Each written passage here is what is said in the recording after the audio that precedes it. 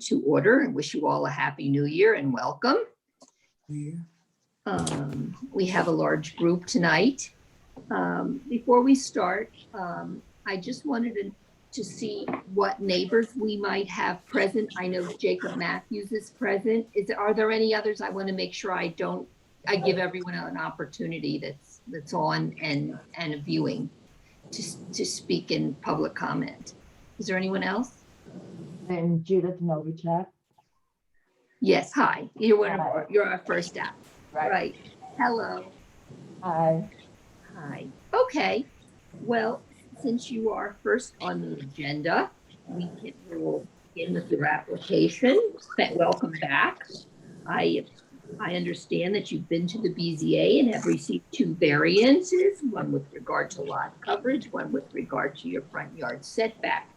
I was wondering what has changed, if anything, with regard to your project since we last spoke, aside from getting variance. Jeffrey would be able to discuss. Sure. Hi, I'm Jeffrey Small. I'm Judith's architect. Yes, hi. Hi. So if I may share my screen, I can walk through the drawings with you and show the drawings that have changed since our last meeting. Is that okay? That would be excellent. Great.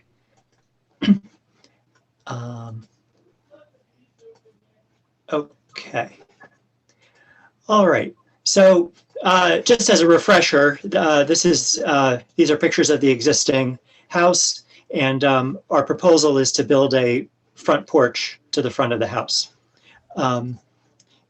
For the drawings are pretty much the same. I've added a roof plan, which is right here, because last time we had some discussion about the roof, and I thought it was probably I should have included a roof plan last time just to give some clarity. And there was also a request to include an elevation with the gates closed. I also included, in an effort to show the project a little more clearly, a massing model from a couple of places. This is from the side as you approach the house, just a little bit closer, and then up from the road level looking down on the house. So those are pretty much what I've added. I've also included a fair amount of sample information and that kind of thing, which we can get into. There was last time when we spoke about the roof, there was a request for some precedent, and I didn't submit precedent images, although I've done a fair amount of research and I have some here, mainly because it's really hard to find something that's applicable, especially in Tuxedo Park. There's plenty of precedent for porches that have hipped roofs and cross gables. That's fairly common. It's the I think last meeting, I think the issue was how it intersected this roof here. And I think that's the part that's a little more, a little harder to find. I don't know, would you like me to go through some of those precedent thoughts, or should I move on to sampling, or? Well, if you have them, I'm sure it would be okay, relevant. Sure.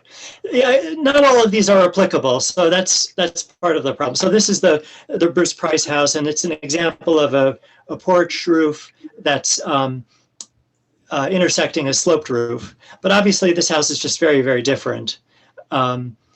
There's a number of other samples here of houses which have, again, another example of a porch roof intersecting a sloping roof. A porch roof with a hipped porch roof with a cross gable. Again, very, very different house and not really applicable, I think.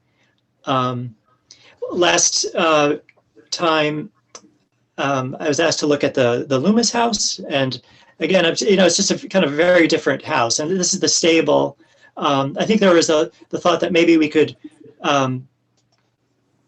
change this to a single cross gable instead of having the little side roofs. And I think the problem, I tried a number of different solutions, and that was one that I tried. And I think the problem is the scale just was not right. And I think the scale is just too big, and it became maybe a little too Greek Revival or something. And I think this is the scale of this, I think, is something that I think Judith is happier with. I also did try a scheme that's more in line with this, where where the porch roof sort of continued this little shed roof here. The problem with that is that the porch ceiling height just became way too low, and I think it also sort of, yeah, it didn't really improve. To my eye, it didn't really improve the appearance of the house. And I think another scheme that I tried is, instead of having hipped roofs on the side, maybe just a little shed roof here, similar to something like this. But because we approached this house from the side, there was a little triangle sort of end of the shed, which wasn't really attractive. And I just, that, it seemed like it made more sense to include the hip. So that was, I spent a fair amount of time tinkering with the roof massing, and kind of wound up back where we started. Primarily because I think, Judith is attracted to the idea of a cross gable here, and I think it adds punctuation, it adds focus to the front door and hierarchy. So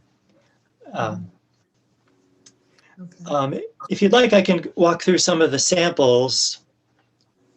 Here is okay. Here's the kind of a written kind of scope of work, which hasn't changed at all. What I did was to add some samples at the end.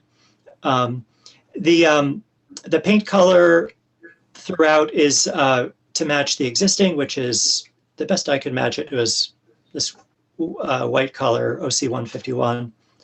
The front door would be painted Farrow and Ball's pitch black. I didn't include a sample just because it's, let's see, it's every time I scanned it, it looks gray, but it's not gray. It's very, very, very dark black. I think that's, describing it is really the best way of showing it, I guess. So the front door would be a very, very dark black and full gloss. The porch flooring would be tongue and groove fir porch flooring finished with Australian timber oil. This is a sample that's newly finished. So it looks basically just like, when it's brand new, it looks like natural wood.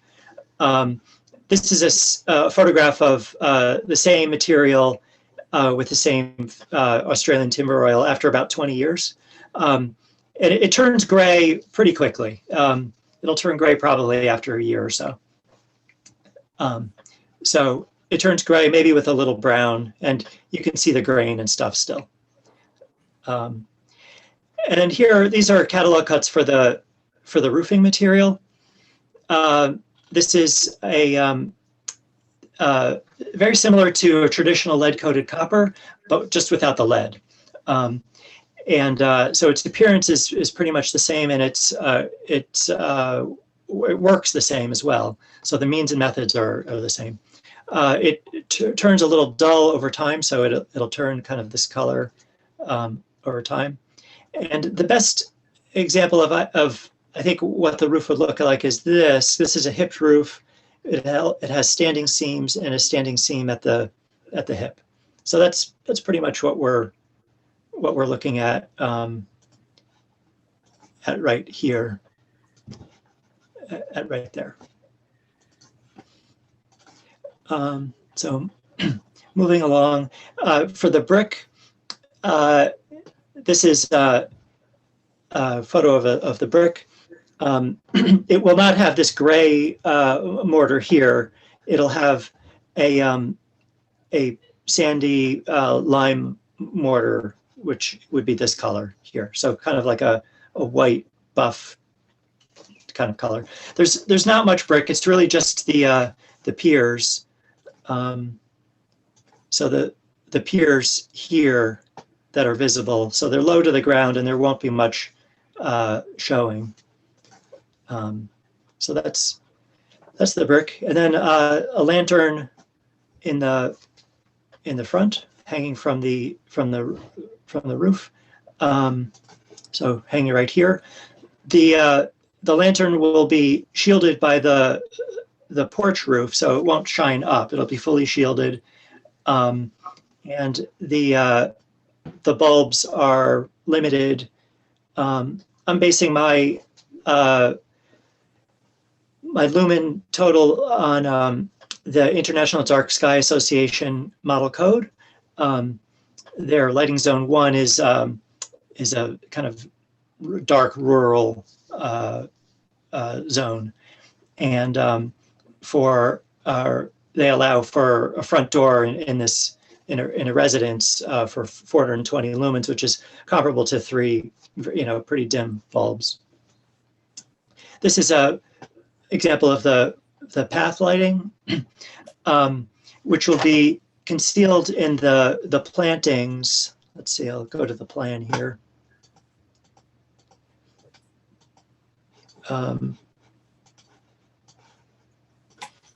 The path lighting is these little circles here. So it'll be placed along in the foundation plantings, and it'll shine across onto the path.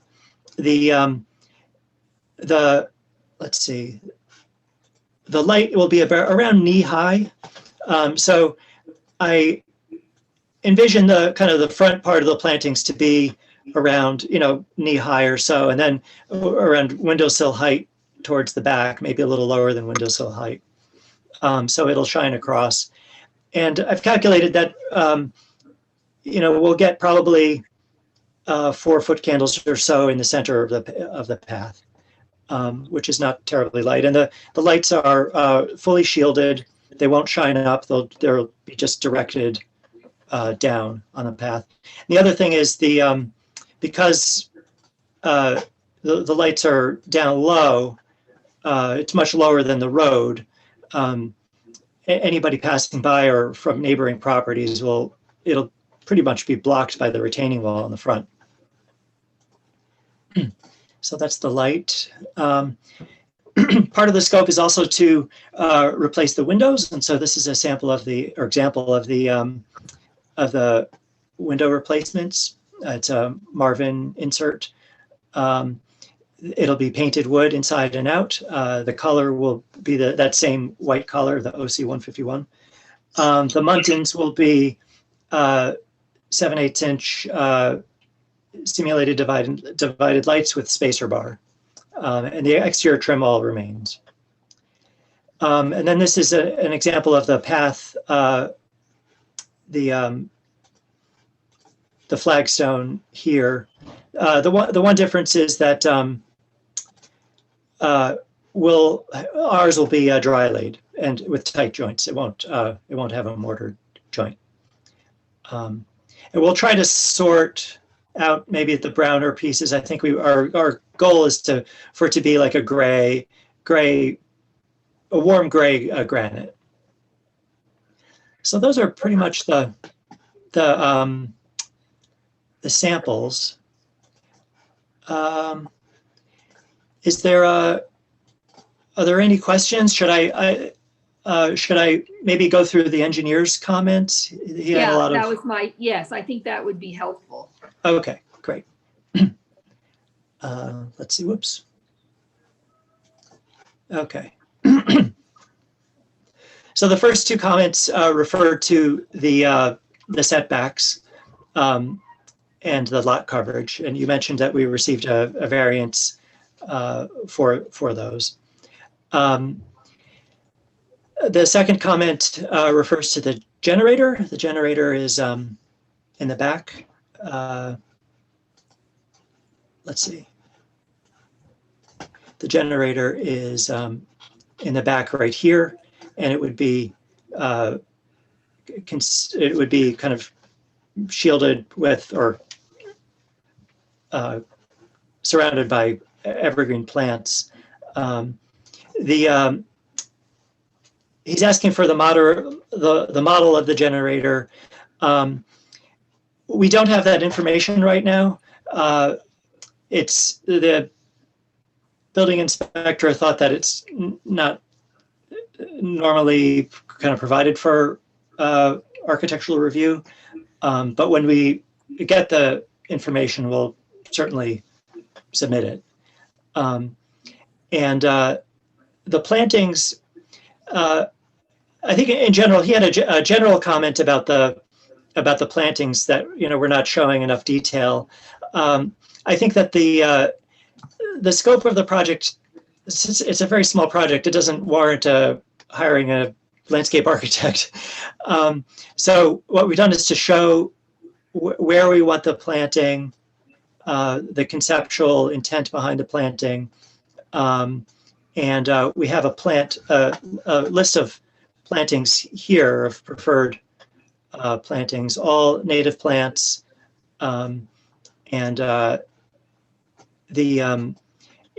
when it becomes time to hire a landscaper, I think we'll then be able to provide much more detail.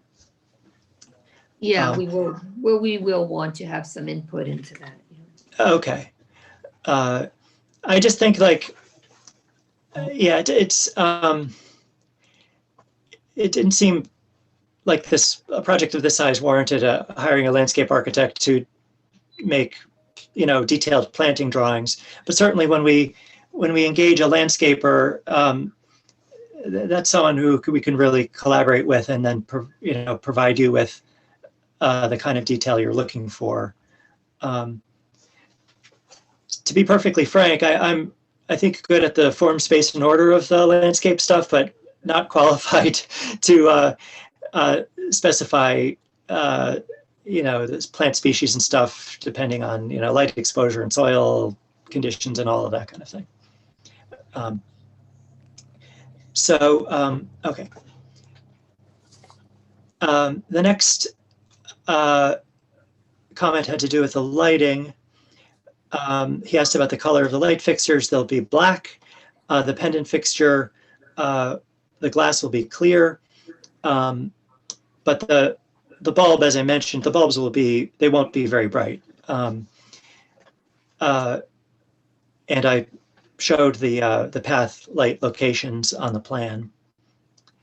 The window colors will be white. This refers to the generator screening.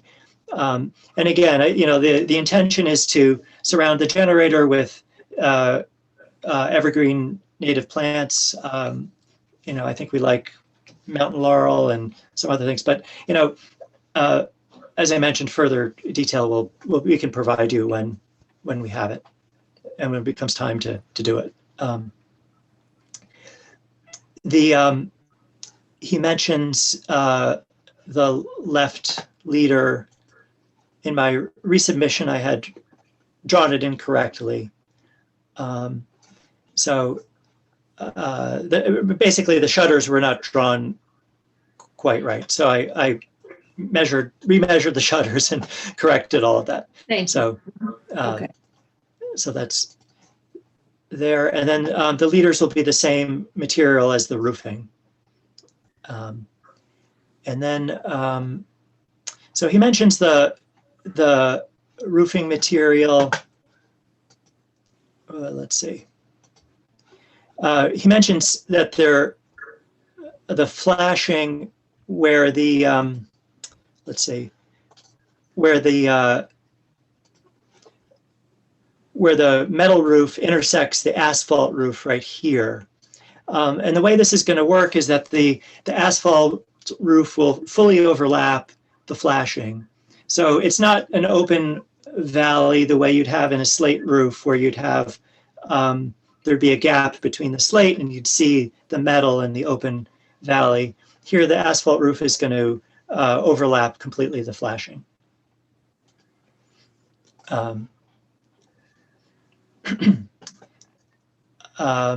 He's asking for a sample of the standing seam roof, and I've included a catalog cut since we're not in person. Same with the fir. We're proposing clear glass. And last time, I think you folks didn't love the beveled glass in the front door, and so that's been removed. And then I've shown the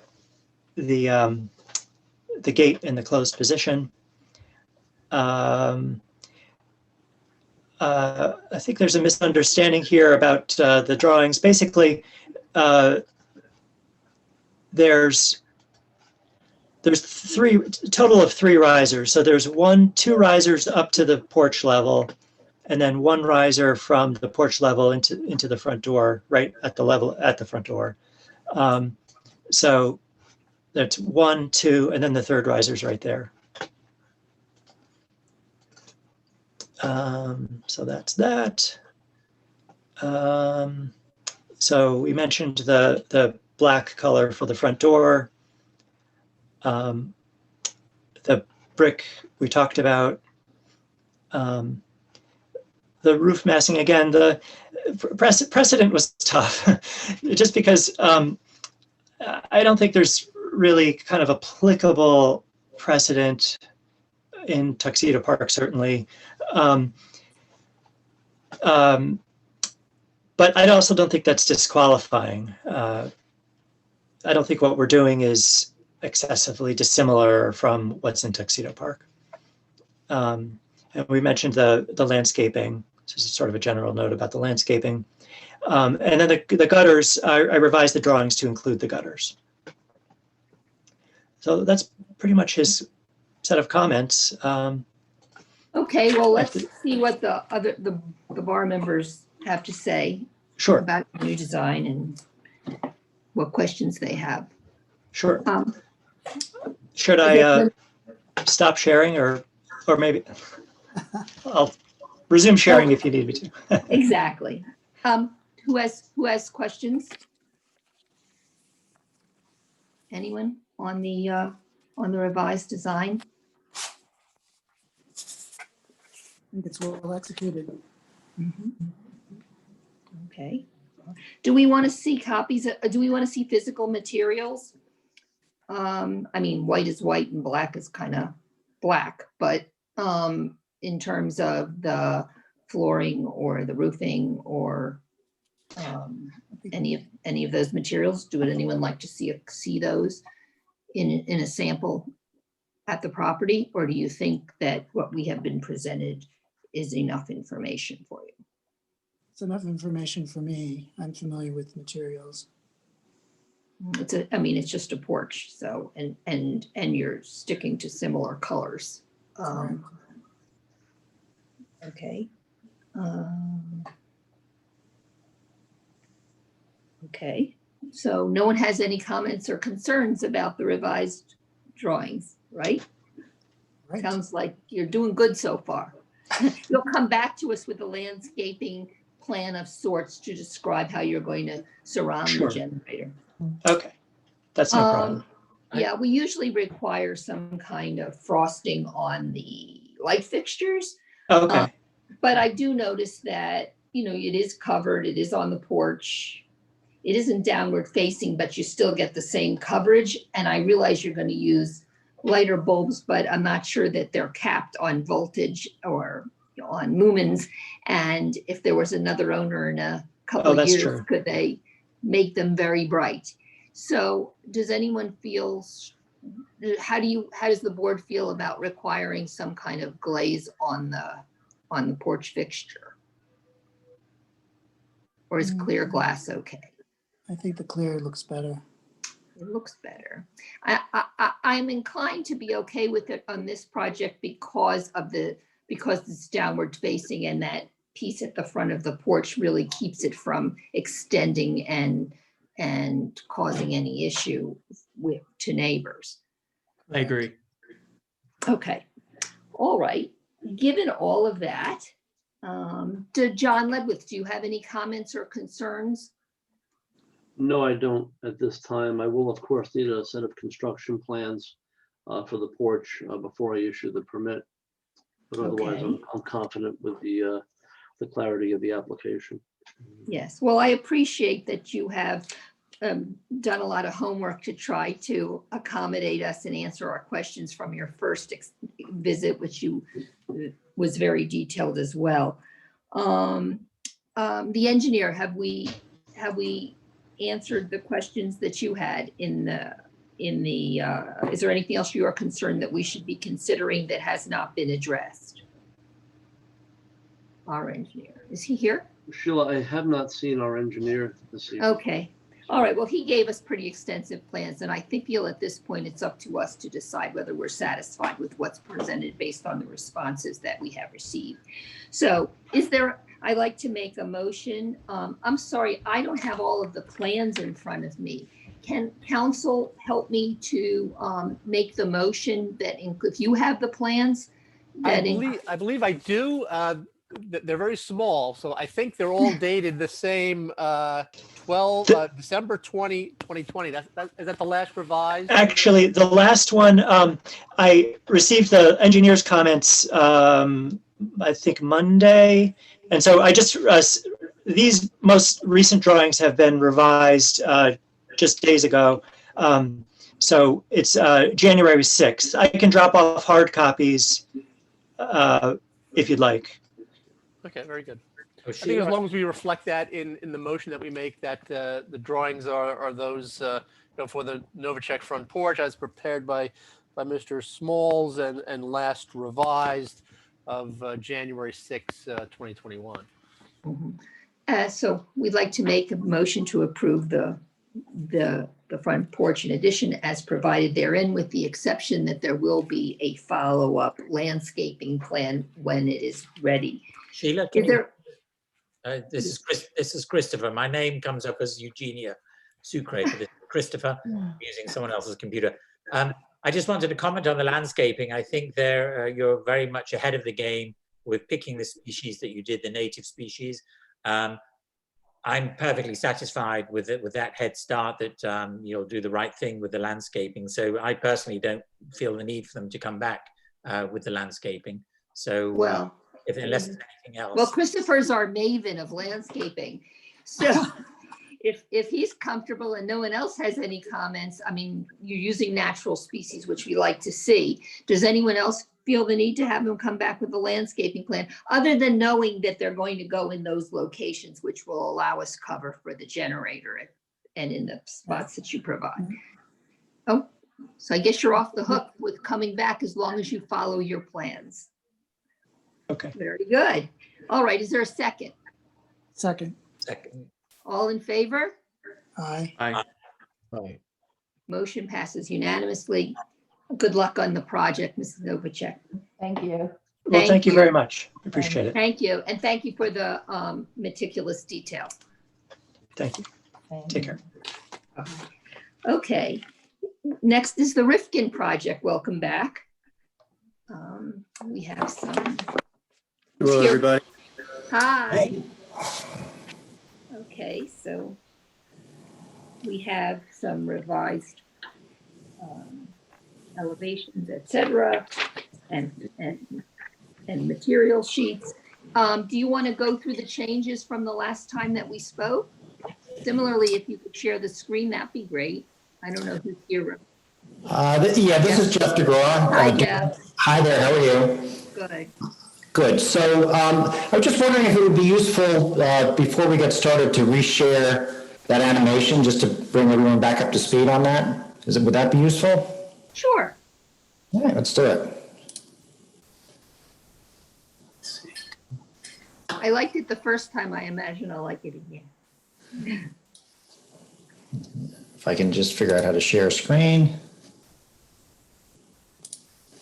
Jeff, there's a large echo when you speak, so you probably don't have to speak as loud. Got it.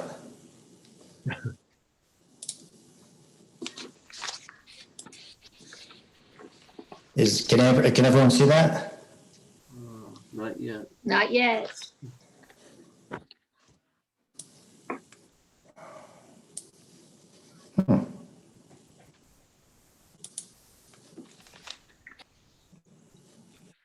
I did check my options. You should be able to share.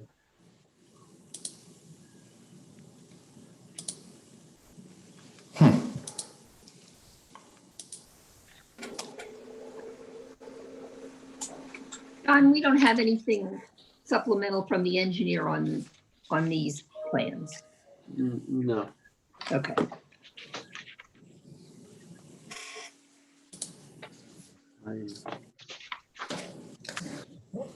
It says I'm screen sharing. Hold on, it said it started. Give it a moment. This is the animation you're starting? Yes. Maybe it'll take a moment. It just says here it started the screen share. Here you go.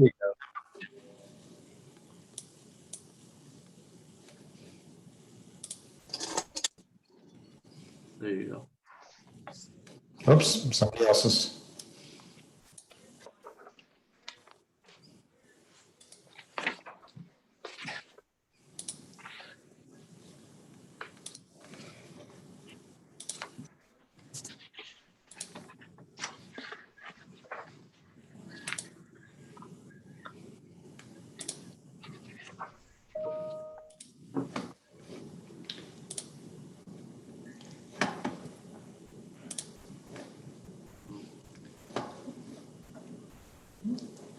The engineer has just joined the meeting, Sheila. Oh, okay, great.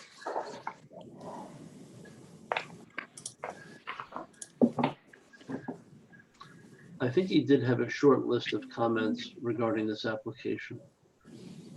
Okay, well, he's here, so once we get to that.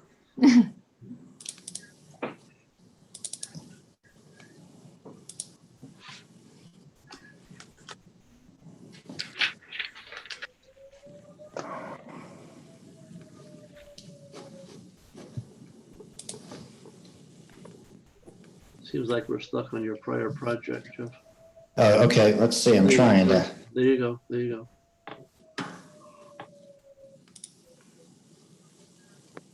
How about that? Yep, that's Yep, good. you can see there we go.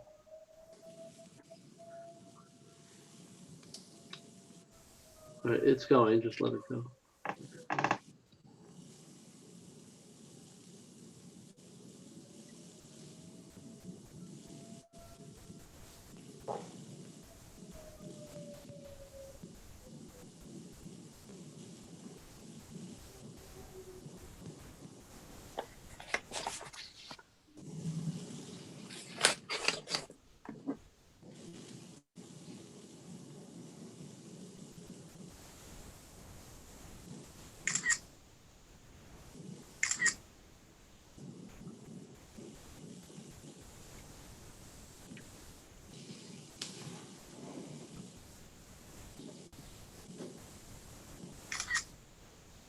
Okay, that should do it. Thank you.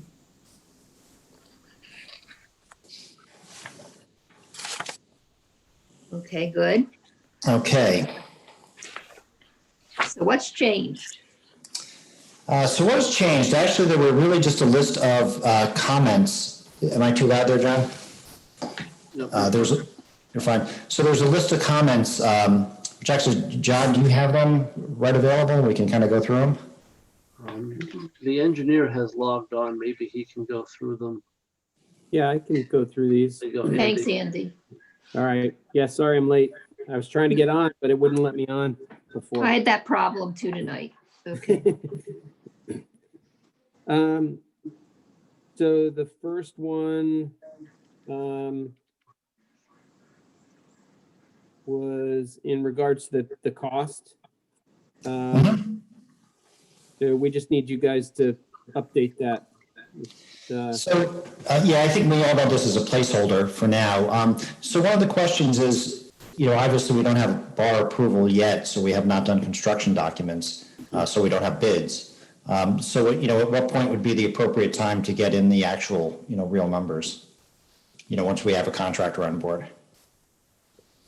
Typically, Well- I would not issue a building permit until the building permit fee is paid. Mhm. So, the bar can approve the plan at any point, but I can't issue a building permit until I have, an estimated cost of the project. And, I'm sure you need time to put together construction drawings. So, I don't know what your expectation is, for your lead time. If we've got construction drawings, if we are, feel comfortable that we're going to have an approval, construction drawings will take a solid month to prepare, honestly. So then there's the bidding process and things too. So, we're not really looking for a building permit, for a few months. So, I mean, do we have to go back? Do we just issue that cost to you, John, or does that something that has to go back before the board? Typically, it gets filled out on the building permit application. It's not really a bar approval issue, but obviously the number that was presented is just a placeholder and doesn't really represent demolition or the reconstruction. Correct. Yeah, it's just totally a placeholder for now. So we recognize that there's going to be a real number that comes in. So, if you want, we can kind of take a better guess, or we can, wait till some numbers come in. Well, as long as you understand that I can't issue a permit until I have, a marked Absolutely. number, that's all. Yep, understood. Okay, Andy, what else we got? All right, number 2 was a BZA issue. And we did, John copied us on the BZA decision. So, and the second one was, or the number 3 was also in regards to that as well. So those are really non-issues anymore. We just didn't have a copy of the, decision. So, and this was on here. These were previous comments too. So, number 4 was in regards to trees, identifying trees on the site plan. There's some that are being taken down, and I know the bar, has particular issues with some species of trees. So you're removing some in order to put the driveway in. Correct. That's not the only ones that I'm sure would want to be indicated on here. But I mean, you've got plenty of trees shown. It's just that none of them are specified in, species. And it's also to tell, are any of these new, or do the different values, some are darker than others, are those new trees, or are they all existing and just represent different species? So we just, need you to better identify the trees on the site plan. Right, yeah, and I think we did resubmit new drawings that did indicate which trees are actually being removed. There's really not that many. So primarily what's on there right now is existing trees. I don't think there's a whole lot of intention to plant new trees, but we can make that more clear. How many trees are being removed? 1, 2, 3, You 4. got at least 5 shown here, where the new driveway is. Yeah, 1, 2. I'm counting right now. 1, 2, 3, 4, 5, 6, 7, 8. Probably around 9 trees. There's about 5 by the driveway, and a handful that are by the existing house that would be coming out. Yeah, generally, we would like to encourage the replanting of trees, any trees that are removed with native species. They don't have to be huge trees, but they can be on the borders of the property, away from the house, so they're not going to grow, block the view, or interrupt any power cables. But yeah, certainly at least the number of trees that are removed to be replaced with natives would be a very good thing. Sounds Yeah, reasonable. For you have specific concerns about specific trees in some instances too. So that's why I put the comment on here too. You know, if they happen to be a rare species within the park that, you know, so, In terms of what's being removed, yeah. right. Yeah, I think that I drive past the property every day, and the trees there that are being removed are not of great concern. So I think if they are removed and then replaced with natives, we'll be ahead of the game. So I'm comfortable with that. Okay. So note number 5 is that a note should be added to the drawings requiring the building location be staked prior to construction. Really, the concern is that you're, you know, really close to the setbacks. So we want to make sure that when you locate the house, that somebody doesn't make an error and go over the line. No, absolutely. That everything will be pinned out in advance. And I'm just curious, is an as-built required with the foundation plan at the end of this? You know, I expect you to follow the site plan that was submitted. I don't expect much in any deviation from that. No, So, that's fine. And we did put that note on the drawing, so we updated that. All right, and then our last note or last comment on here was that provide colors of all proposed materials. Only because we noticed a few locations where things were either unspecified or not clearly defined. And, you know, so. And I think those things were also updated in the specification book. Okay, and that was it. Did you look at the second driveway entrance? And did you review it, the police, the fire department? I'm advised it's at a T-junction.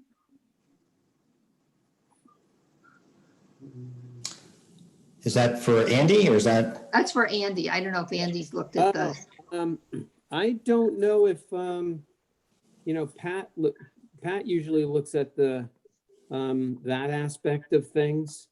I can check with him and see if he, you know, usually we do have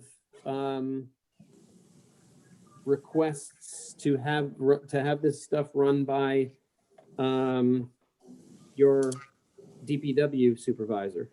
So, yeah, I think since it's where Mountain Farm and Westlake meet, there could be school traffic. So there is a concern about that should be reviewed. Okay. Okay.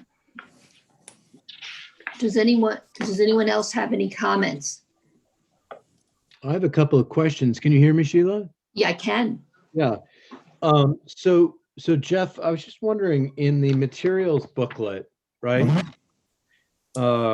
Specification book, there are some divergences between this document and the other document. I wanted to just go through. Okay. Do you want me to just go through the whole start at the beginning with this material spec book or? Well, let me start with, so I'll start with the chimney cap on page 19 of the specification book. Yep. Right? So, whoops. So you see in the elevations, it's drawn with a much more, you know, hefty, rather naturalistic stone, like granite or something. Do you see? And then here we've got something that's much more, you know, not that. With a very thin piece of bluestone. It says 4-inch, but what I'm looking at in this picture is clearly not 4 inches. You know, believe it or not, I think that is such a massive fireplace. I think that might be 4, but I think 4 inches is probably a good solid number. This just happened to be a photograph that we had that was kind of trying to be representational of what it was. So it's not exactly the thing, but more of the idea. You know, just I think we wanted to point out that it's not going to be like terracotta chimney pots or anything. It is going to be stone pillars with a bluestone cap. And yeah, I agree with you. Something thicker would be better. Right, so is the drawing on the elevation not representative then, I guess? Hold on a second. Let me get back to the. No, I think the drawing is, I think honestly, this is something we probably want to update a little bit. I think the reality is somewhere in the middle. So I think that the photograph is probably a little bit too thin. If we could find something, which I'm sure Hilburn Granite can probably come up with something for us, I think what's on the drawing is totally appropriate. Yeah, I mean, the drawing was so amazing, that's why I raised it. It just was very. Good point. So the direction of the drawing would be the preferred, and I'll stick with that one because I was thinking about sourcing, but with Hilburn, I don't think we'll have a problem with that. Right. And the other thing is, if you look at the elevation, just the way that you depict the stonework looks much more in keeping with the actual stone. I know, granted, this is, I think what you're suggesting is a veneer, so that must, it's going to make it harder to equate the existing stonework, from various periods of the park's history. But the elevation definitely is using massive hunks, right? Yeah. Which may not be possible in veneer, but very different from this image.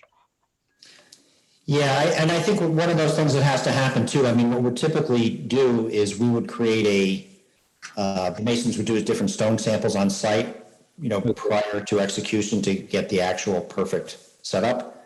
I think that in this case, I'm confident we can get that cap. I'm not so confident we can get the stones that big.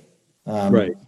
Because it will be laid up as a masonry, as a CMU concrete block with a real 5-inch veneer stone. It's not going to be a 2-inch, lick and stick stone on the thing. So that's great.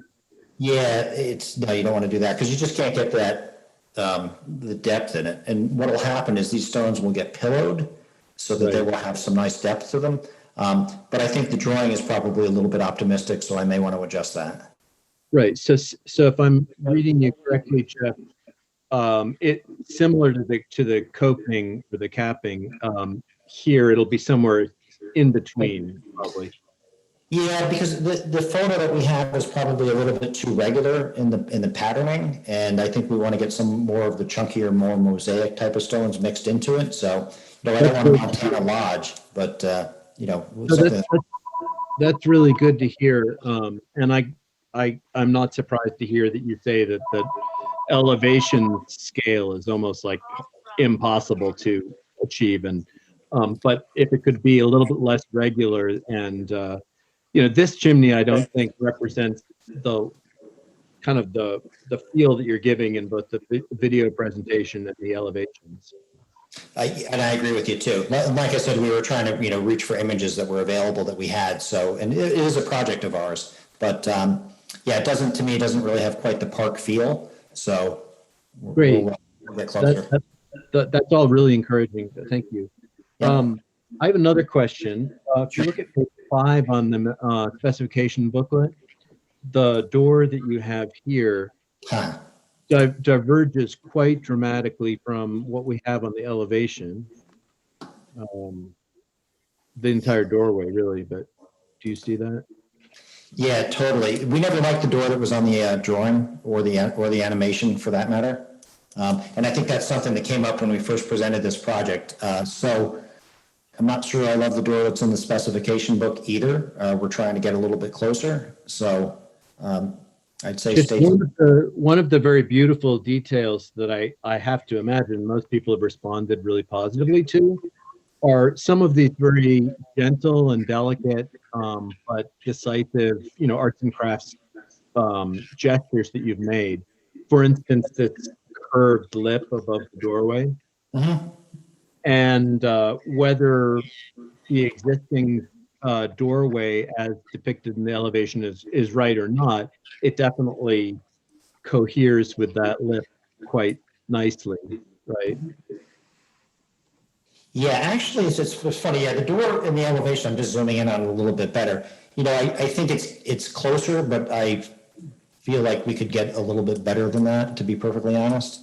And it's always a tricky thing for us because oftentimes when we're doing a project, we sometimes don't have the front door selected until construction is well underway, because oftentimes we're trying to feel our way through the project. I know in this situation, we want to have it picked out up front, so we'll jump on that a little bit better. If I might say, you know, of the two, if you put a gun to my head and said, pick one of these doors, the one in the elevation to me is much more appealing as a solution or as a placeholder than the one on page 5 of the specification booklet, for a number of reasons, but one of which is how it relates to your really lovely arts and crafts shingled lip there.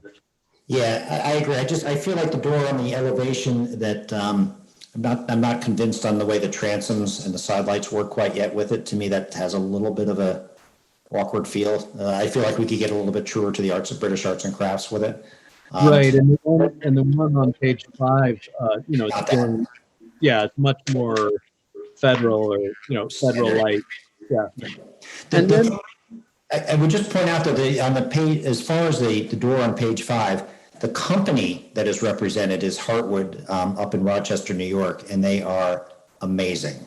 And so that is the company that we would want to work with as far as the front door goes. And well, you have two Rochesterians on the line here, so we like that. Ooh, oh, that's good. Did not know that. But yeah, they're a great company. We've been up to their place numerous times, and they're a joy to work with. So good. All right. I promise not to hog the microphone for much longer.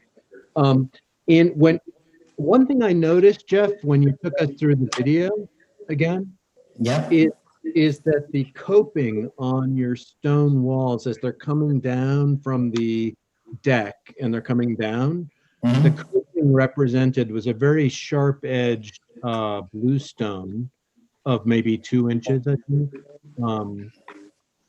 Yeah, and to be honest with that is something we'd want to kind of address in the elevation drawings. There's a certain limitation with the videos, you know, so it's actually incredibly accurate, but I think, you know, we want to, again, as the construction drawings come through, that's often when so much of our designing continues, you know, in some of those selections. So it's a little bit hard at this juncture, but.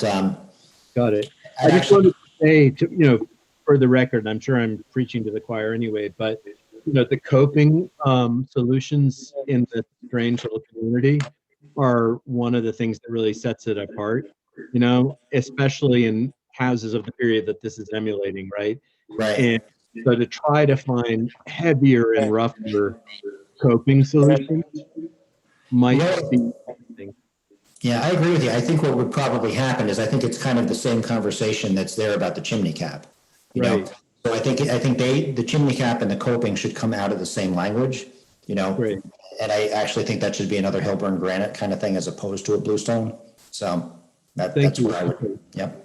That's really encouraging. I just wanted to float that.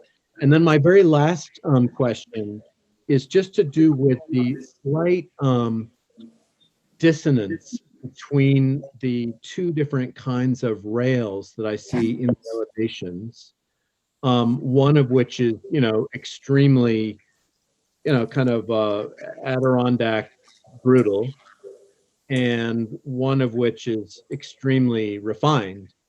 And to me,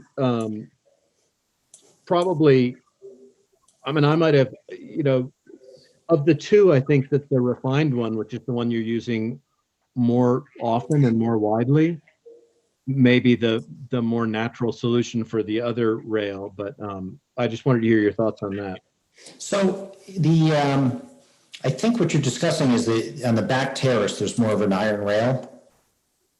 So the back terrace has the more refined one with the iron, and then there's another one that's cedar, or what is it over here? Yeah, the other one is on the kind of upper terrace, the porch roof, the upper terrace.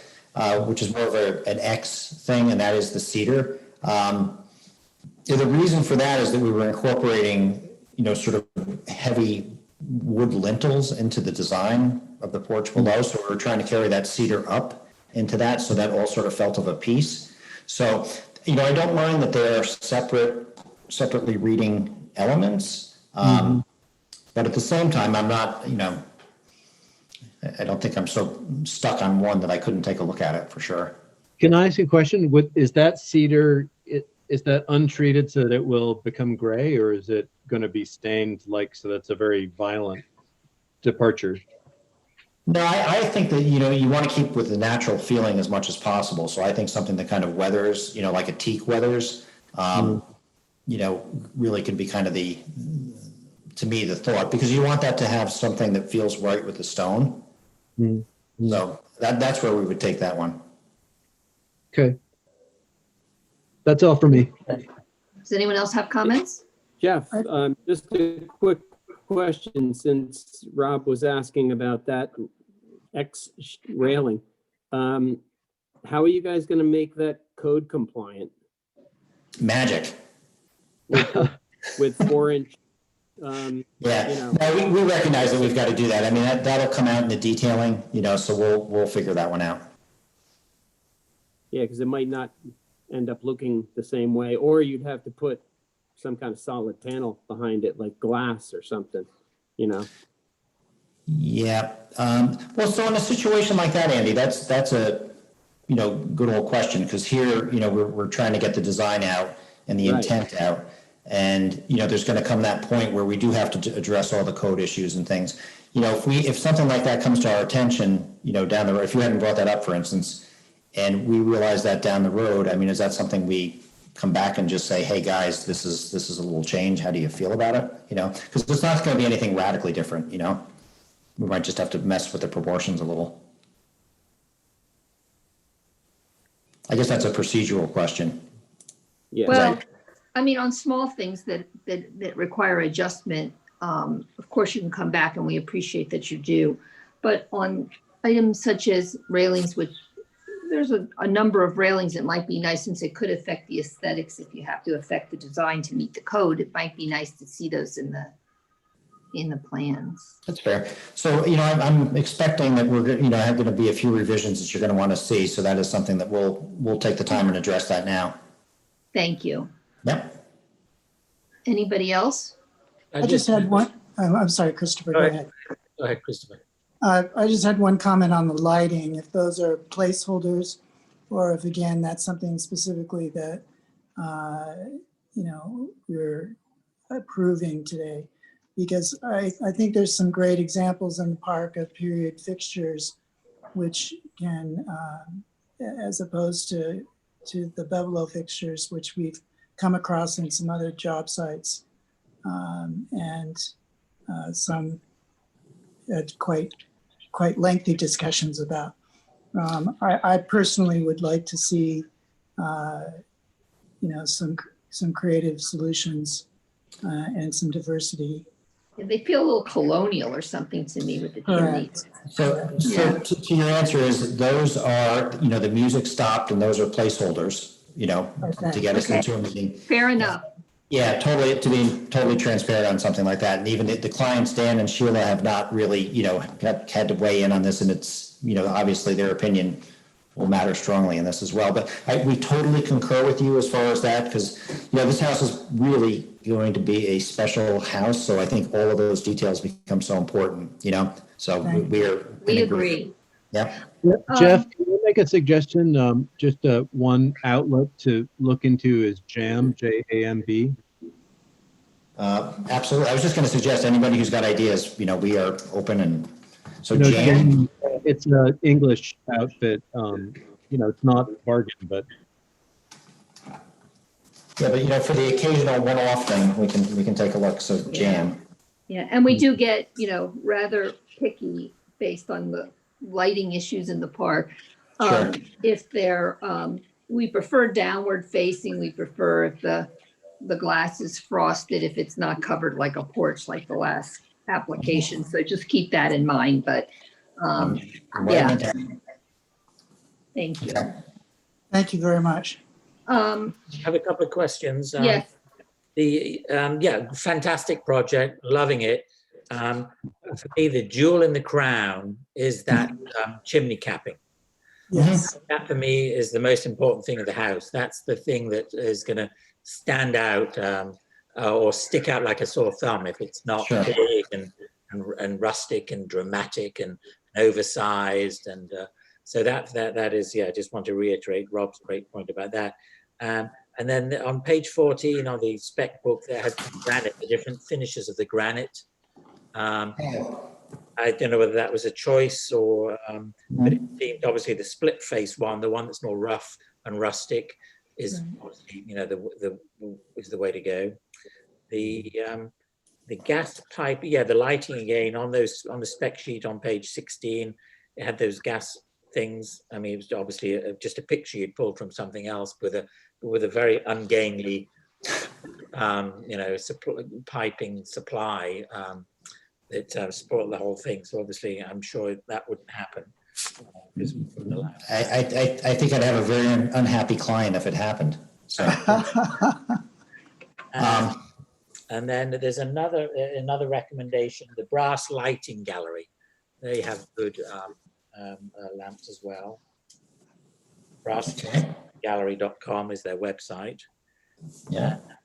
The last point is about some of the trim. I can't find where it was. I saw it The before. Boral. Boral, yeah. Oh, yeah, page 11. or Could you 10. tell us about 10. why you'd want to use that synthetic material as opposed to wood? Hold on, so let me just jump back onto the screen here. So we are really strong advocates of the Boral, and we are really strong advocates of not using the natural wood in situations where it's painted trim. Obviously, if it's got a natural stain, it would be real wood. We have found that the Boral is indistinguishable from real wood, and it holds up so well. It can be milled, it can be cut, and we have such great examples of it on so many projects. I would love to give a tour if anyone wants to go for it. I think it's great stuff. If I could just interject, we've used Boral on a project of ours. I think it's mostly on the interior, Christopher, but most of you've been in our barn, Christopher Gow. Yes, yeah. Virtually all of that is Boral, Oh, it is. Okay. with the exception of the railing with the Russian detailing. That's not, but every other, including all of the ceilings and beadboarding, that's all Boral. Oh, So the other thing too is you can go very wrong with the Boral as well, because they have some with the wood grain, which we promised we would never use. So. Yeah, yeah, Okay. my question is just being the stickler and concerned about the guidelines and whether our guidelines allow for this since it's not a natural material and whether we've approved this in the park. John? No, to the best of my knowledge, the bar has not approved any synthetic materials. Yeah. So I have a bit of an issue with it, only in the sense that I'm not sure that we have the authority here to, If I may, I'm not sure how you define synthetic, but I believe the components of Boral are natural. It's just not wood. In other words, is it not, Jeff, wood dust in glue? It's actually fly ash is what it is that has been compressed and made into. I understand the need for this natural materials, and I'm obviously totally on board all with that. However, I would really love to have you guys come see some projects with this up, because I mean, obviously we're so concerned about the aesthetic, and it is fantastic, and it saves everybody so much heartache, you know, with maintenance over the years. So I know the guidelines and I understand it. It's basically indistinguishable from wood. It's about twice or 3 or 4 times heavier. It's very highly compacted. I guess you said ash. It's a fly ash, yeah. Fly ash. I think it is. Incredibly strong, and it can't be, you know, it doesn't degrade. It's completely. this may be one of those things we have to reconsider allowing for under the code. If that's, I think that's a good that's idea. the general It might be, decision. it might be a good idea to investigate that, because it is a fantastic product from what I hear. It's almost indestructible. Once it's up, particularly on a high area that's 30 feet away from anyone walking by, it's indistinguishable from wood, is from what I understand. Plus, you just don't have the maintenance that you would with wood, the rotting and the deterioration. Even from 3 feet away, it's Is that right? indistinguishable. Absolutely, you know? It's, So- really, it's quite a product. It's getting a lot of write-ups in all of the building magazines and things, and it's really catching on. So the thing to remember too is that this is not like an AZEK or a plastic product that goes up with a pre-finished white. This material is still painted, you know, so it's going to have the natural, you know, the paint over top of it regardless. I Sounds hear like what you're saying. we're getting into the 21st century, and I'm yeah, happy to embrace something that is getting such good reports and is treated like a natural material that it's painted. So yeah, so Well, yeah. we need our technical experts to sign off that this Yeah. would look the same over Yeah. time in the park and natural and I think it could be milled like wood also. I think you can have all the different detail work on it. It's really something. You can, we primarily use it for flat stock. We don't use it for the crowns. You know, the crowns or anything like that would still be wood. And with all due respect, I appreciate Stephen Honen's knowledge. That's why we have him here, Oh, I'm but he's sorry. our lawyer, not our engineer. Sorry. I've been reading up on the product after last time And it I'm was brought up. impressed that you have, but what does Andy Warren think of it? We've used it. Well, I happen to like it as well, but Yeah. I know it's, you know, it may not meet your standards. So Okay, well, we'll have to give some thought to that. I mean, I think there are a number of items you're still working on in revising your plans, and you've gotten some good input from us tonight. Does anyone else have any other comments on the application that we can give so that we can get this close to the finish line for the Rifkins? Okay, I think that's where we stand for this evening. I Okay. think we're getting close. We love where you're going with this. Thank you. But we do have to explore a little bit about that just because of our guidelines. Mhm. Thank you very much. Okay, thank you. Thank you, Jeff. Thank you. Okay, thanks. The Palazzolas and the Gwinchards. Hi, how are you, Lauren and Claude? Hi, we're doing well. How are you, Sheila? Very well. Welcome to the bar. you. Congratulations on your acquisition of a new home. We have your application here and the engineer's comments as well as your responses. Great. And if you want to go through your project, that would be great. Sure. Join with us. We have our architect, Spence Cass, and we'll let him take it away. All right, so this is the existing stable that used to belong to the Clinton House, which is the original Van Buren house by Bruce Price, that's back on, I believe it's Tower Road. This is a stable that's along all the other stables along Clubhouse Road that are fairly tight together. The one thing that happened in like 1957, an addition was put on the back of this building, which is a little funny because it's only on the second floor and it's held up on huge stilts, basically, from the base of the building and through the first floor to be a porch, but it's not used as a porch. It has some structural issues. It has some insect damage over the years, and it's really not sympathetic to the character of Tuxedo Park. So we're looking to remove that, but what we're asking for is to put a new addition there that will go down to the ground as a two-story addition. And we've set it back like the old one was, so it's not, it doesn't blend or try to mimic that it's part of the original house. It's distinctly an addition, but still within the character, we believe, of and the spirit of the original house. So the existing condition of the existing house, that addition behind is not centered on the rear. So it's about 28 feet from the north side which means, and the existing house too is non-conforming to the side yard setback. The south side of the house has, it's also non-conforming, but it's very close to the 50 feet, the 46 feet, but the addition there is about 60 feet. We propose to center our addition on the back, and it's actually, not as wide as the original addition, but it goes back a couple feet more. And we also propose a raised wood deck so that you can come out of the first floor and look over the rear yard.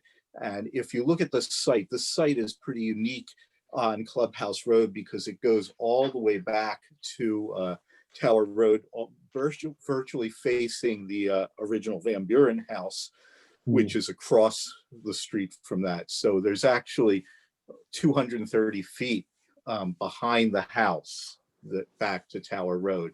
So its visibility from the rear it's not something you see easily when you drive by.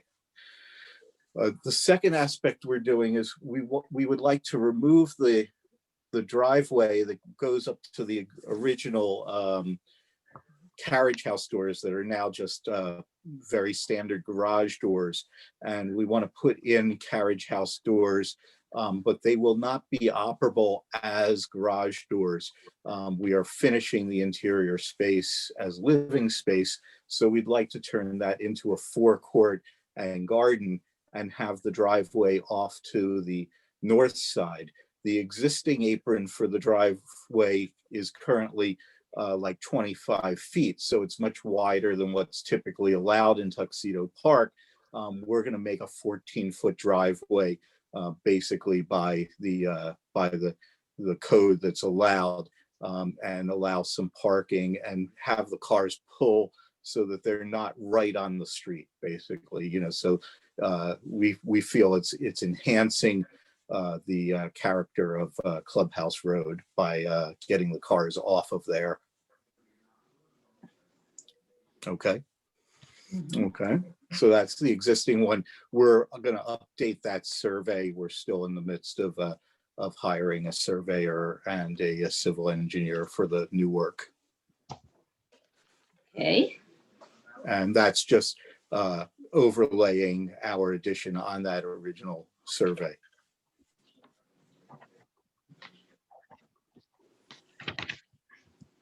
So this is the front of the house. You see the photo of how it exists with those very standard garage doors. Since we're going to have finished space behind the doors, we're proposing a wood finished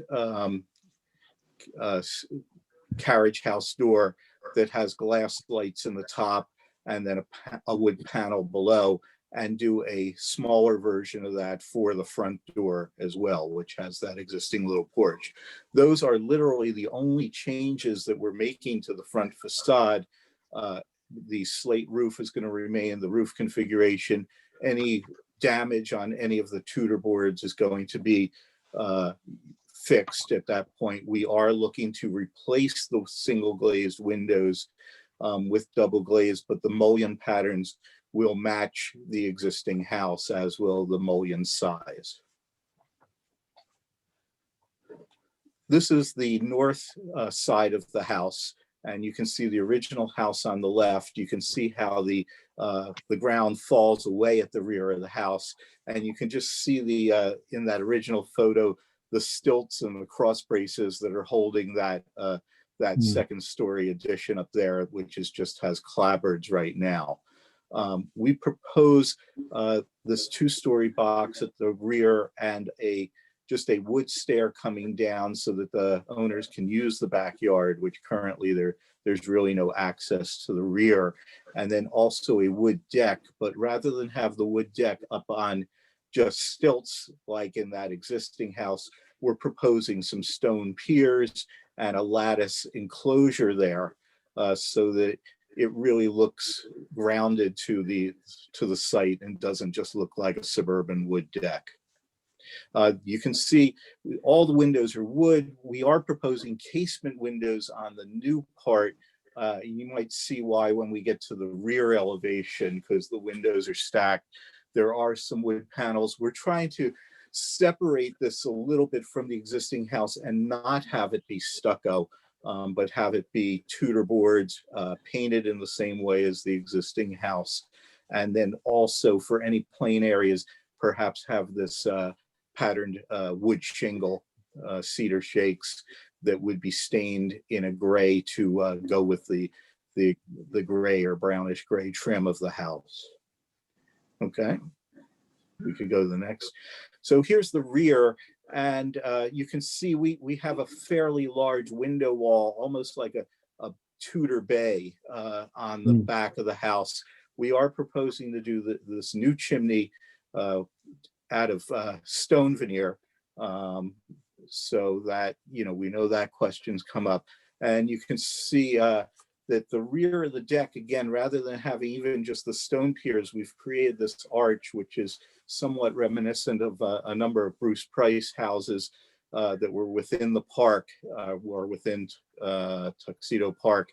We have a railing that has a wood cap, but it is metal grill work, which you'll see a detail of a bit.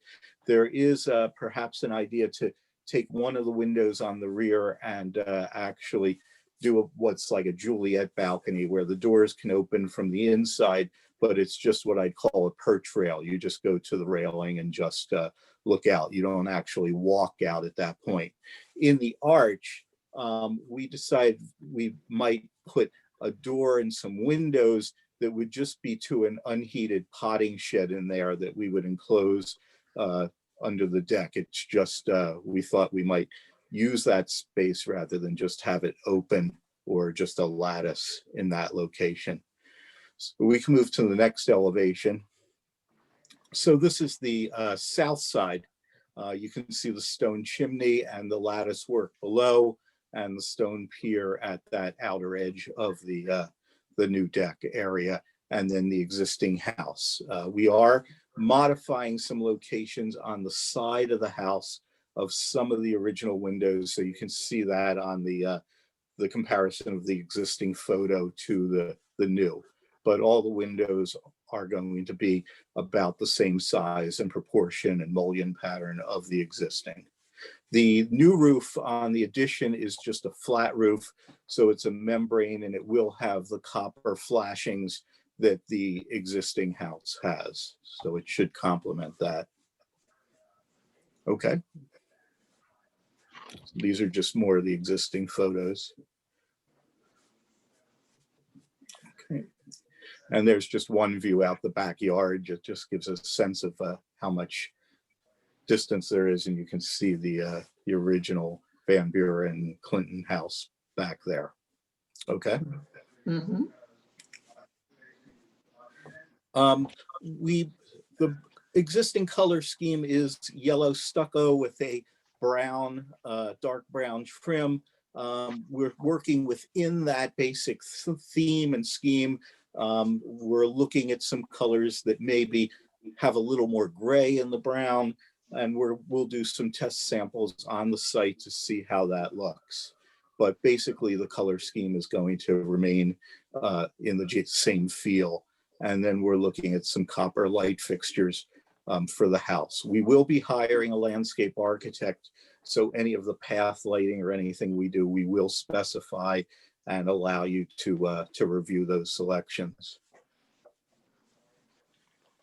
The front door of the house and the carriage house doors, we're looking for something that's similar to this door, the second door from the bottom left, but also this door, the way it has the vertical boards in it in the middle photo on the right there, that bottom one.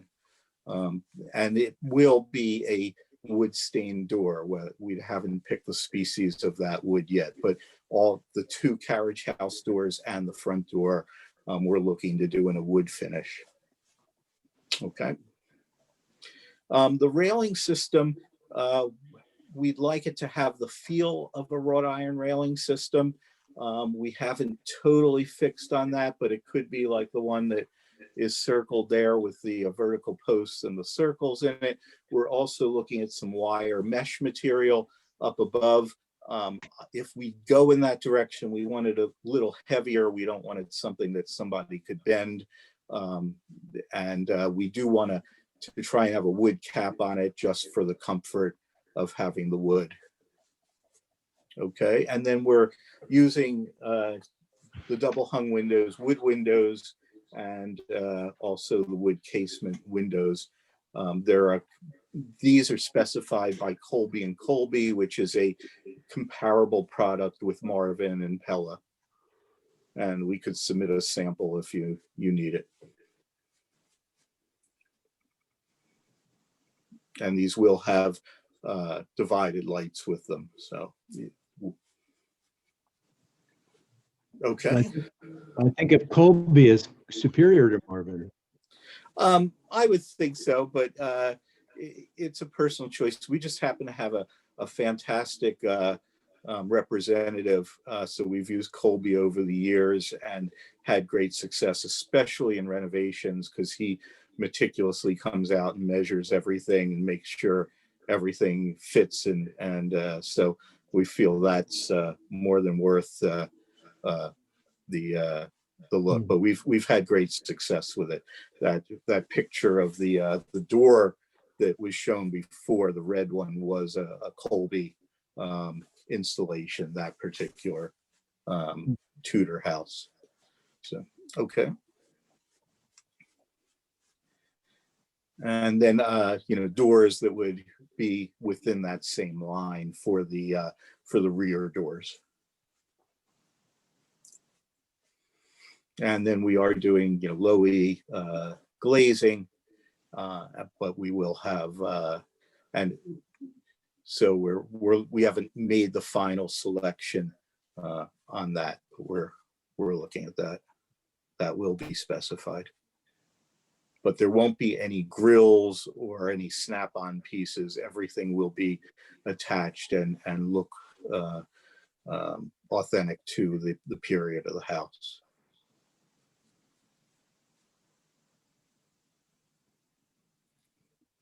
All right, and I don't know if the owners have some comments, because I can turn it over at this point for questions.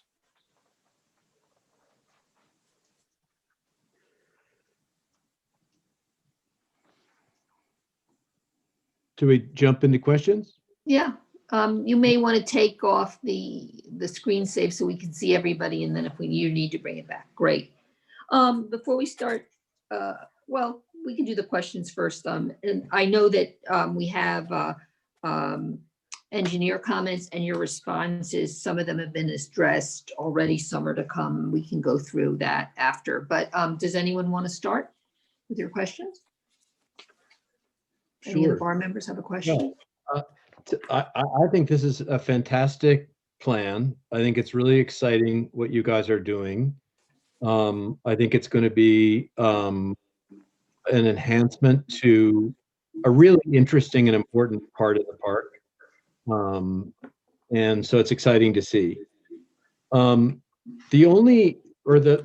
one detail that first jumped out at me as being discordant, and these things are subjective but maybe problematic, is the choice of the railing on the decks with this metal rectilinear fretwork. That to me had an odd mid-1980s feeling coming sort of out of nowhere. I was looking at the middle one with the circles. No? Sorry, no, I'm looking at the, as you know, the actual hand The way drawing, it's sketched, yeah. the way it's sketched. And I think later on in your booklet, you show us an example of it. Yeah. But to me, I mean, I didn't really see a great solution among any, because you gave a couple of different products on the railing, and at least to my eye, none of them looked exactly up to the level of the rest of the design that you've put together here.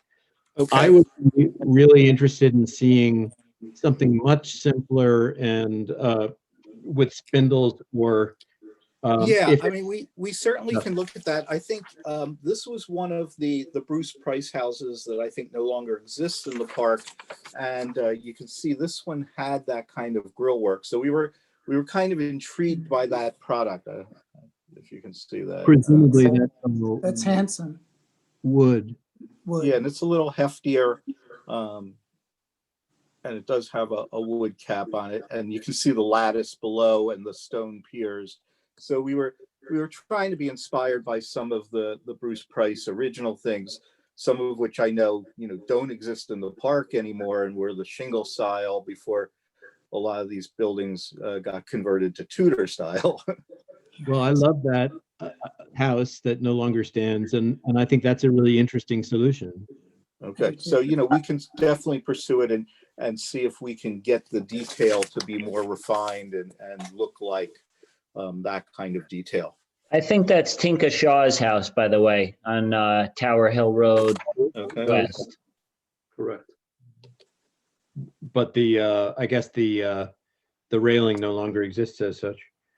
And then my next comment, which you've already anticipated, is given that you're doing stone veneer, which is the only practical solution to what you want to go for.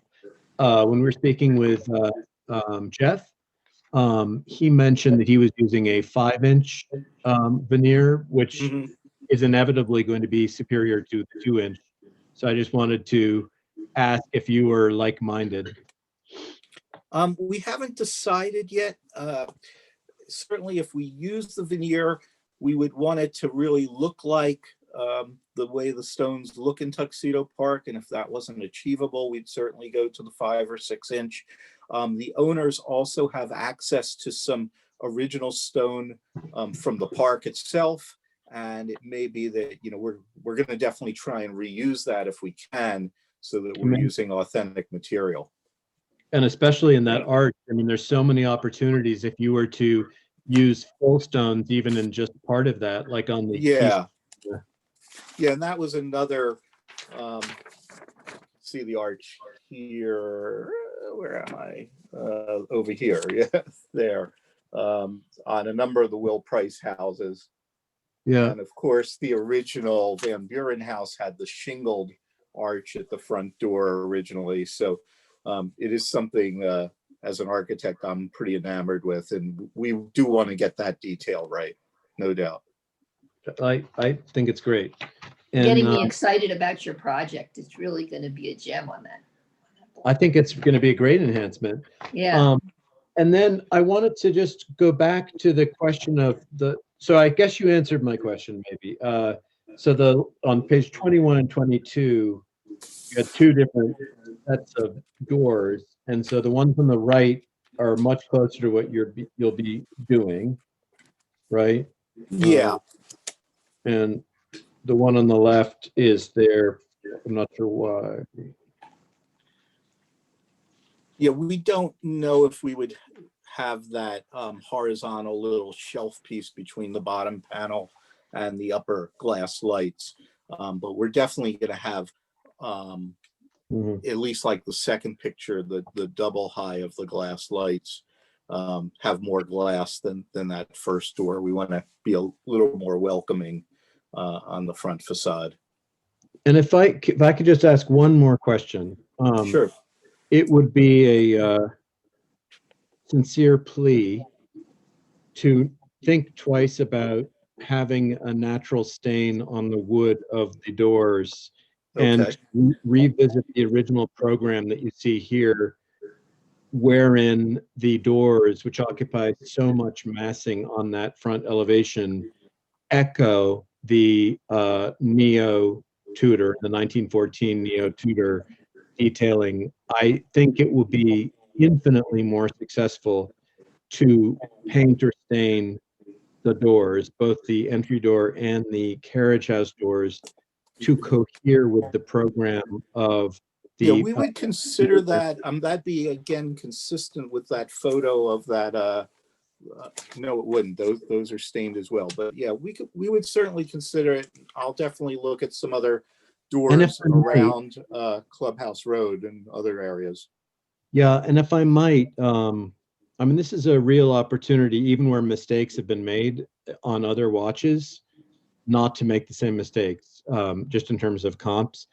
And one comp in particular, I might suggest you take a look at just to see how ineffective it is, the combination, is the Whitty House up on Tower Hill Loop, which is a new house that is echoing kind of neo-Tudor program.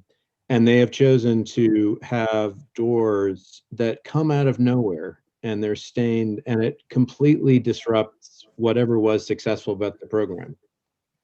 So, Yeah, and I know, sometimes too, when we do the stained doors, they're hard to maintain, so their color finish does not, last in the intended way that it is at the beginning. So the paint is maybe the way to go on that. So, yeah, I would think so. okay, that's a good comment. Thank you. And other than that, I just want to say congratulations and bravo. It's just fantastic. Great, I appreciate it. Yeah, we're real excited. It's a real privilege to be working on this kind of forgotten piece that's really part of the whole history of the park. Right. Do any of the other bar members have comments before we talk just a minute about the engineer's report? Comments? Yeah. Christopher Gow got a few comments. And I know Jacob Matthews has comments too, so we will get to, we haven't forgotten you. No problem. It's fantastic in this meeting that we have two ugly houses being transformed into beautiful properties. So this is very exciting, and yeah, congratulations. And we hope that the high standards that we all have, that you have and we have, creating this wonderful property, that you'll extend that in choosing your landscape as well. Yes. That it's not just it becomes a pretty garden, but like the house, it'll be beautiful and pretty functional as well, so that you have native species and the wildlife has a chance to thrive. So it's often overlooked, but it's because most of us don't understand these things, but that's important.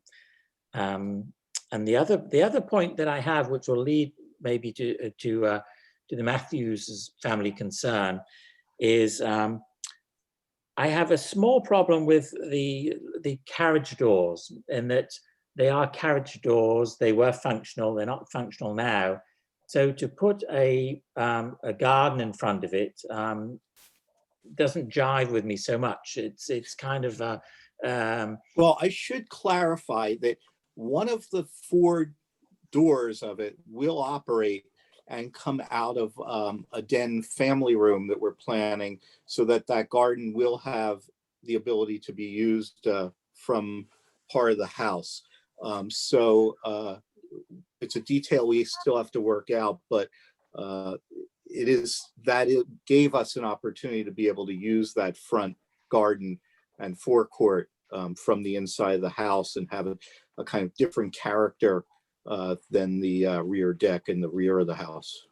Your concern is that it's meant to look like they're doors, even if they're not used as doors. And if you have a garden in front of them, it kind of, you lose that illusion. Is that your concern? That's the concern. It doesn't quite jibe. So I was thinking, well, so that was a small point, but perhaps it's become more pertinent now because of the issue of the driveway and the cars, so that so we can add that into the mix of trying to find a solution, a compromise to this concern about the driveway.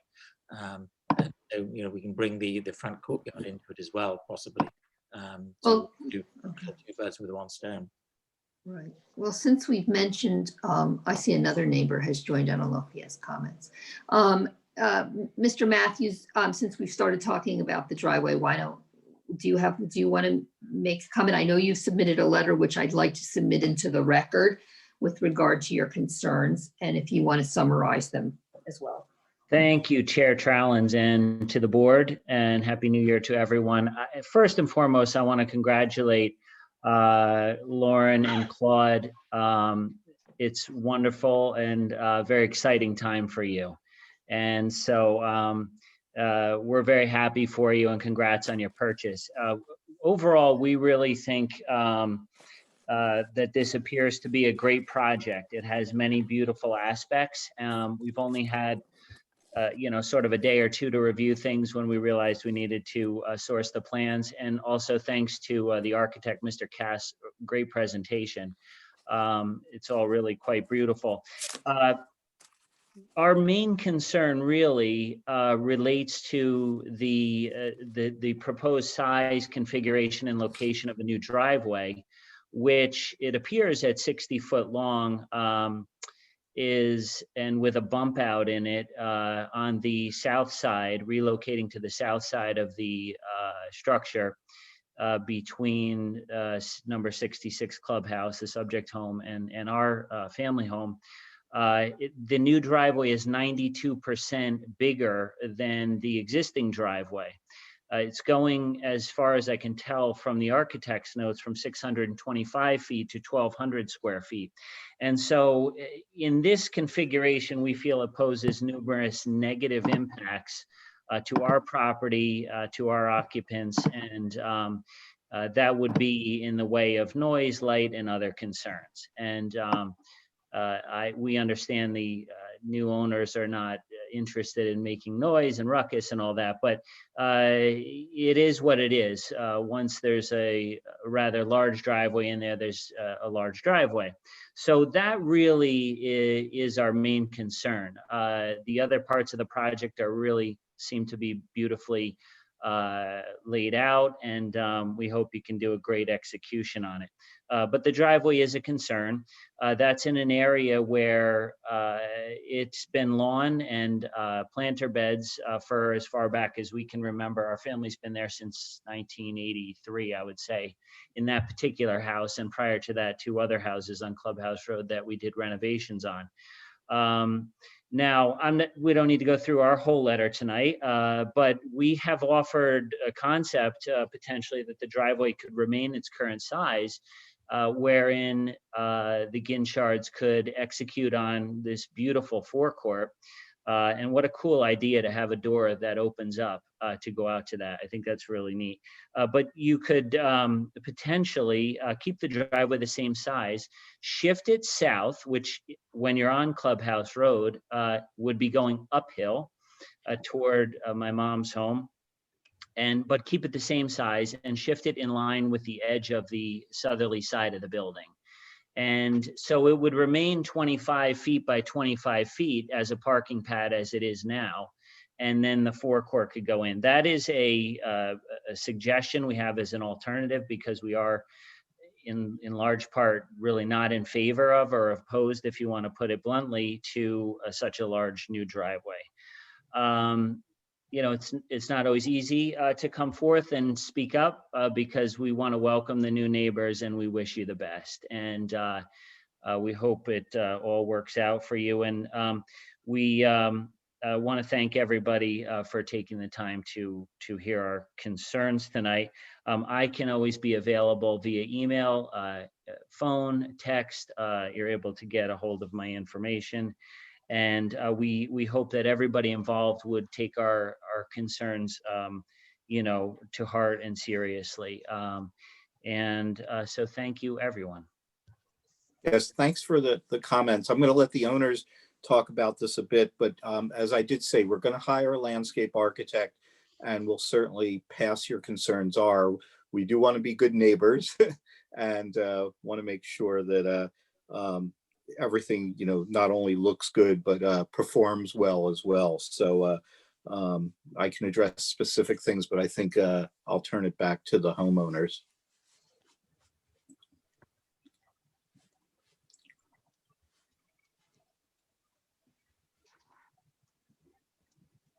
There we go.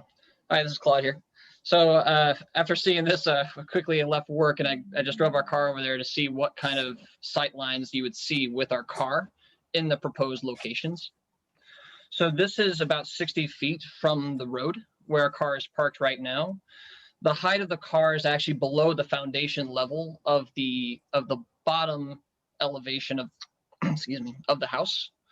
So in terms of the light addressing, I think it's safe to say it won't be actually as obtrusive, but we appreciate it and we'll, in terms of, yeah, we'll take it under advisement in terms of how we may, excuse me, how we may adjust. Also, another photo. Hold on. Oops. Give me a second here. I messed up. Where's the bar meeting? There it is. Ah, that's what I was looking for. So as far as the garden goes, it's a lot of it is poison ivy and poison oak. This is going to be handled during the renovation. We're going to hopefully, with the landscape architect, take care of all of the invasive poison oak in the backyard, which occupies about half of the yard of the entire acreage. This is a photo from inside the vehicle with south facing, just to show that the light is still going to be below the level Of the window. of the windows, which is what is the primary concern. And then that's it with, hopefully it wasn't destroying my property.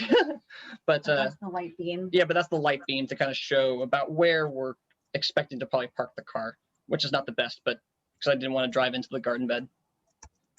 And then the last photo I wanted to mention was this one, which is if we did move the driveway to the left, it actually we might want to park our cars sideways, which I don't really want to do because then that would be a direct face of light towards the house.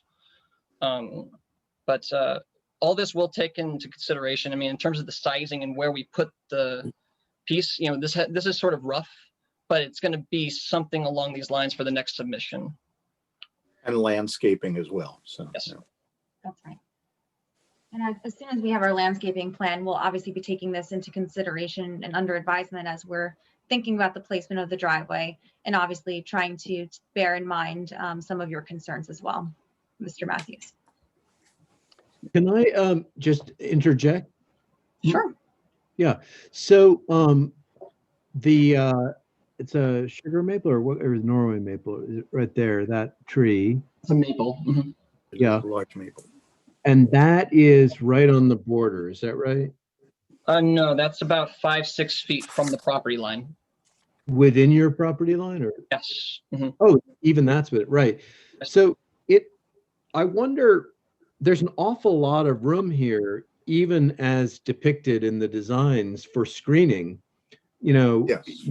You could stick in a bunch of cedars or whatnot, evergreens, of any number of kinds, leatherleaf viburnum, cedar, white, red cedar, arborvitae, that would completely screen off that driveway and reduce any light pollution. It would also muffle sound and would put a nice amount of privacy between, both the Matthews house and yours. Yeah, and we had talked a little bit about that prior to the meeting, and it's good too, because this is the north side of the neighbor's house. So even if we put in fairly dense screening, it's not going to block really any of the natural light or sunlight hitting their house because of being on the north side there.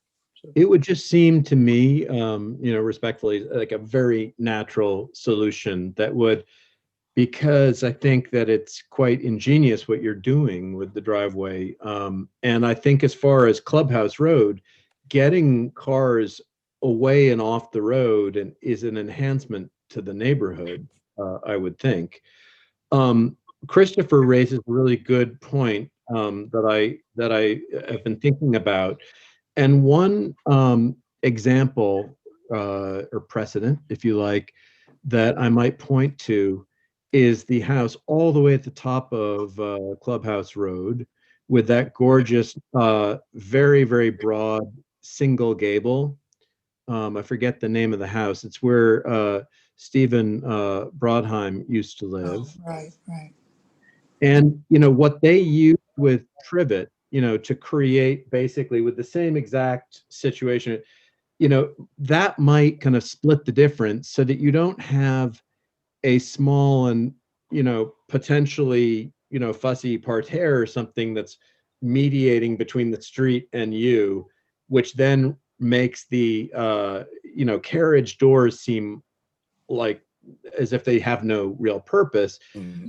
but it would basically give you privacy, allow you to use that front the way you want to, but make it look a little bit, I don't know, more in keeping with the lane's history as a bunch of ancillary buildings, with carriages. Just a thought. I'm actually glad Yeah, you brought it's that up. definitely- We were actually inspired by our neighbors hedging, and we were hoping to potentially incorporate some of that into our landscape design. And I think what they achieved there is so great because it gave them so much privacy. It didn't look fussy. It looks perfectly, sensible, and it's sort of in keeping with the working like purpose of these buildings. Just a thought. Okay. Okay, we can stop sharing that, I think. If Okay, I could great. just make, Yes, if I yes. could just make one quick comment, Claude, thanks for that. And you probably didn't ruin the property because it's frozen, I think probably, but I love seeing the SUV out there. You doing SUV stuff. I guess one comment I would have on that is I did submit sort of a superimposed image of the driveway they've proposed next to a survey of my mom's house, which shows how there's a bump out on the 14-foot driveway. The bump out is of an undefined size, and the bump out is 10 foot from the property line. And to Rob's point, there are concerns about how screening can grow up over time, hold moisture, and block light. And so I think it's incumbent upon everybody to take a very close look at that, the drawing that, the sort of concept that was submitted and how that bump out impacts things. And this increase in size and driveway is something to be looked at. Thank you. Thank you for your comments. I see we have another Clubhouse resident on the call. Does anyone else have any comments? Okay, we're just listening. Hi, everyone. I'm Hi, Mike Santiago. hello. I'm a neighbor. I also sold Lauren and Claude the house, and I'm very happy to have them as future neighbors. And I've, watched this property next to me. I'm on the north side, just downhill from them. And it was a pleasure to see the plan that they've been developing. I heard their initial ideas, but I'm quite happy with everything that they're proposing. And, I think that the concept of the driveway towards the back and paved area and towards the back is beneficial to Clubhouse Road. I don't have the room for that, and I have a large, wide driveway. But their concept of a garden in the front sounds like it'd be really beautiful and make that front entry much more appealing to them from the inside, as well as people passing by, which is not the important part. It's their quality of of life, and I think it's a great addition to the street to see this house fixed up. It is one of the old original carriage houses, and there was some history to it, so it's great that they're keeping the basic materials, and they have the biggest lot on the street. So it's very nice that they're going to expand it outward towards the back, and it doesn't intrude upon anyone's privacy, in my opinion. Thank you for your comments. You're welcome. Anybody else have any comments? Okay. We did have an engineering comments, and then we did receive your responses. I think we've really addressed everything in these comments in the course of the discussion. Is there any concerns, John, that you think we need to raise? I think is there a variance still to come? Yes, there is a variance needed for a side yard setback. It's not only the side yard distance, but it's also a volume variance, since the addition will obviously be at least 2 finished floors and not just a third floor. Right. They've made application to go to the BZA in the beginning of February. The neighbors will be notified of that meeting. if they have any additional comments relative to the variance. Very good.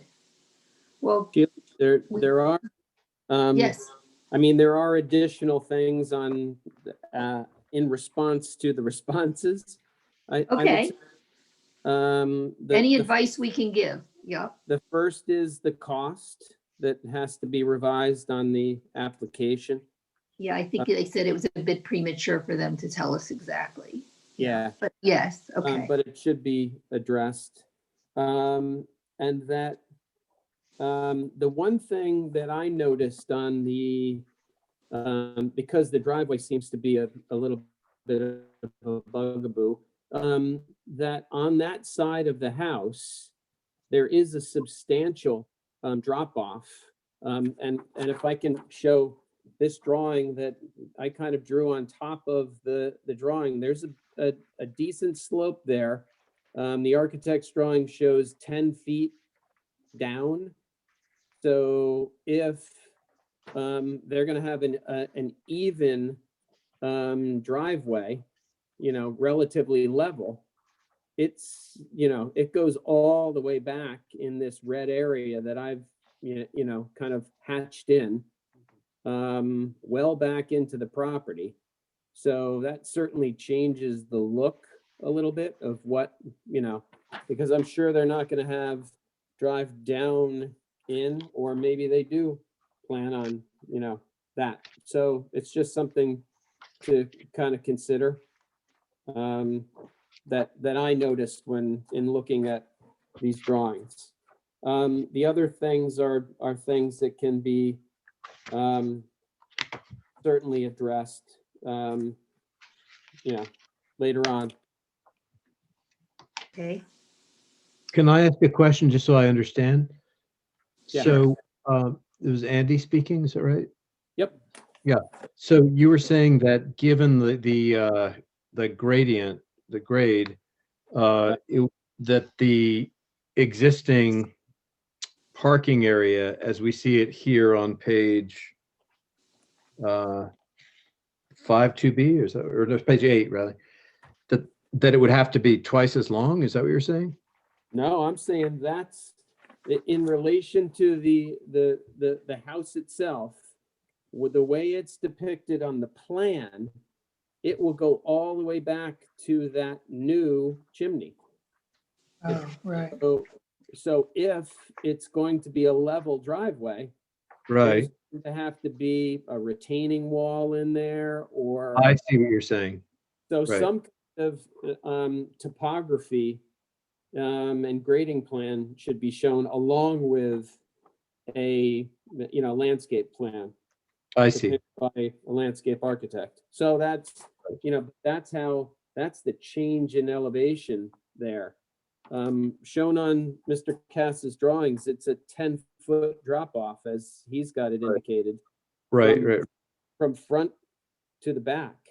It is a And concern that we have to study, and we don't want to just stay level. We do want to use some of the drop there, but we do have to get that evaluated by the civil engineers and the landscape architect's recommendation. Sounds like you have your homework. Yes, that one we do. Yeah, that Yep. seems like, something to definitely that you'll need to take a look at. Thank you, Andy. Yes, Jacob? Jacob, thank you, Chair Collins. It's an important point. There is a grade there.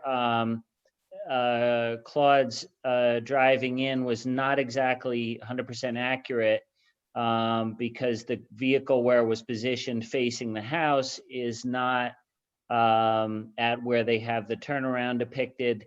And if there is any intention to keep a driveway going back 60 feet there, which, like I said, is very deep into the lot, at least as compared to our lot, there is a grade change there. And then the headlights and that sort of thing then are not necessarily 100% down in the foundation, more so they're up toward the clapboard and the window. So it's something to, it obviously has to be looked at. It's, yeah, so, thank you. I think everyone's made their point here and more research is required. Okay, Absent any other comments, we wish you luck. We look forward to seeing you again. And if the board members can stay on, we need to address some minutes. John, we have time. I'm Thank you. sorry. Thanks for everyone's you. time. Oh, you. yes, thank you. Take care. Good night. Good night. John, we have 2 sets of minutes, right? Last week we were kind of, Stephen, we're okay with last week. The last meeting, we kind of ended abruptly. Do we need to say anything about that? All the business was completed. There wasn't a motion made. Oh, I lost them. I don't think I attended that meeting. No, you didn't. You had to Correct. send someone. Yes. Yes, and he David hung up on McCartney. us before we finished. Well, I guess you could adjourn now for then. Yeah, well, I assume it's okay. I mean, all of our business was completed. It was administrative. Yes. Okay, given that, we have 2 sets. No, We have no a back set room. of minutes to, do we have 1 or 2, John? I can't. I just made a copy of 1217. Yeah, I think that is what we have. That's what we have. Okay, so is there, I'd like to make a motion to approve the minutes of 12:17. Is there a Second. second? Yep. All in favor? Aye. And is there a motion to adjourn? I'd like to make a motion to adjourn. Is there a second? Second that. Aye. All in favor? One Good night, step ahead. everyone. Aye. Good night. Good night. Thank you. Good night, all. Good Good night.